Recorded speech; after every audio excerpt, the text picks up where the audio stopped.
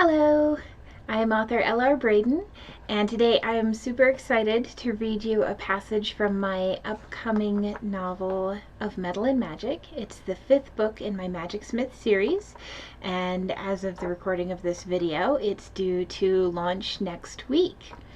As such, I don't actually have a physical copy of the book yet, so I'll just be reading off of a print of the manuscript. "Look alive," David called from the driver's seat. "We're about to cross the threshold." Steve rubbed a hand over the curve of his shaved head. "I hate this part." Through the windshield I could see a line in the landscape where the color abruptly stopped. A line we were fast approaching. David stepped on the gas, his jaw clenched tight. The Humvee raced forward along the deserted road. I held my breath. The hood crossed the threshold. Then the air slammed from my lungs as I hit what felt like a solid wall. Toby grunted beside me and doubled over. Steve braced his hands against the dash. Only David and Sol seemed unaffected. Sol set a hand against my back. "Deep breath. You'll be okay." I clutched my chest, struggling against the tight pain there. "You sure?" The ropes around my lungs had stopped tightening. They did not, however, loosen. "It's 12 minutes to clear the dead zone," Sol said. "We've never had a fatality yet, though you may lose your lunge." As if on cue, Toby slapped a hand over his mouth and crunched into a tighter ball. 12 minutes. Even full Fae could survive in a waste for a few minutes. I could do this. Gray trees flashed by. Between them, gray bushes blurred with gray grass. Everything looked bleached and brittle, a world of sculpted ash. A feeling of hollowness spread through me, as though a black hole had opened in my chest and was devouring me from the inside out. I shifted my focus in the way that allowed me to sense magic. The ambient tingle I'd grown accustomed to feeling against my skin was absent, replaced by a cold emptiness that leached my soul. Beside me, Toby began to moan.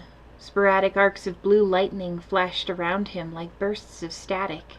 A similar scene unfolded around Steve in the front seat, and when I looked down at my hands, blue arcs jumped like hungry fish along the surface of my skin. The display grew smaller and less frequent until the air around us remained uniformly gray. I focused on my hands, clenched into fists on my knees. My skin seemed to glow an eerie white against the black backdrop of my pants. A layer of sweat coated my body, dripping between my breasts and dampening my shirt. My teeth chattered as a sudden chill swept through me. My joints ached. My skin was on fire. My brain felt like it was rattling against the inside of my skull with every bump and dip the Humvee's wheels encountered. I glanced at the clock on the dash. 6 minutes down. Halfway through. I could do this. I closed my eyes, blocking out the disturbingly colorless world, and turned my focus inward toward the tiny pool of ruby glow that was my magic reserve. A product of my Fae heritage. I gasped.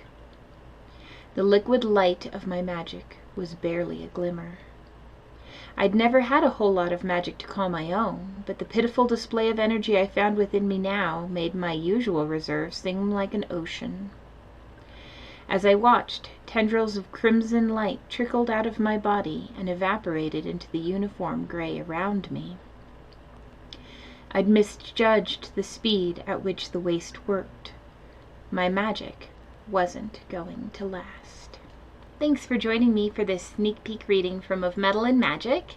Again, that book does release next week on May 14th. Thank you so much, and happy reading.